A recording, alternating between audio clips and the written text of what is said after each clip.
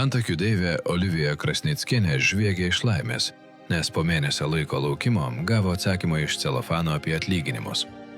Pagaliau celofaną prižiūrintys KGB darbuotojai rado tam laiko, bet gaila, kad vėl jie visko neapgalvojo. Tai yra vidutinė už gegužės mėnesį alga buvo 3003 rubliai 50 kapeikų, jeigu tiksliai. Perskaičiuojavus pagal kursą į eurus, tai gautųsi 924 eurai. Tai yra visos Baltarusijos vidutinis atlyginimas. O jeigu paimtume Minskovą, kur esu, kur čia va minskiečiai, tai vidutinis atlyginimas yra 3891 rublis, kas išvertus eurus būtų 1197 eurai 23 euro centai, grubiai 1200 eurų. Skaičiai gražus, Antanai, tik oficialią suvestinę turbūt skaitai be akinių. Pamiršai paminėti smulkmeną, čia sumos ant popieriaus. Realybėje atskaičius mokesčius, tas išgirtas vidurkis tesiekė kokius 790 eurų. Žinai, kas smagiausia? Lietuvos minimali alga, kuri yra apie 850 eurų į rankas, yra didesnė už vidutinį atlyginimą Baltarusijoje.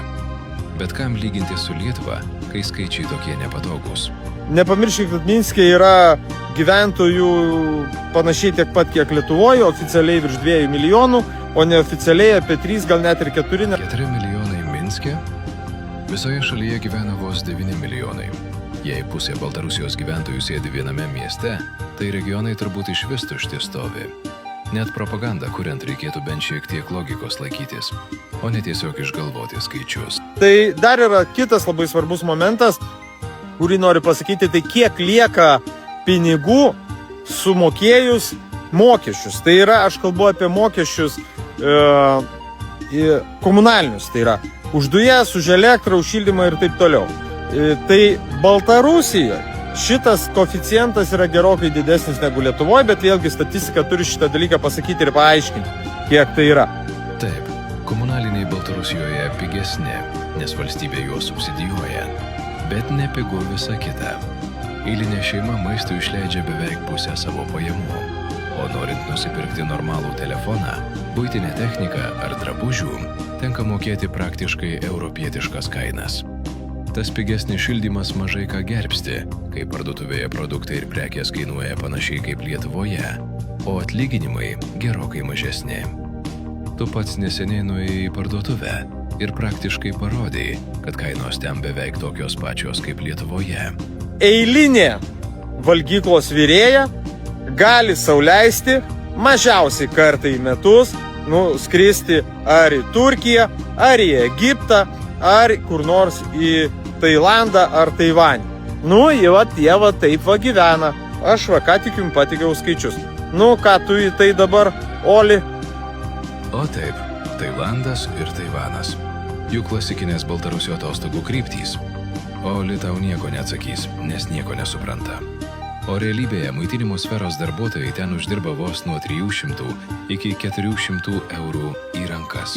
Baltarusiškame skelbime matome, kaip Minske ieško valgyklos gamybos vadovo.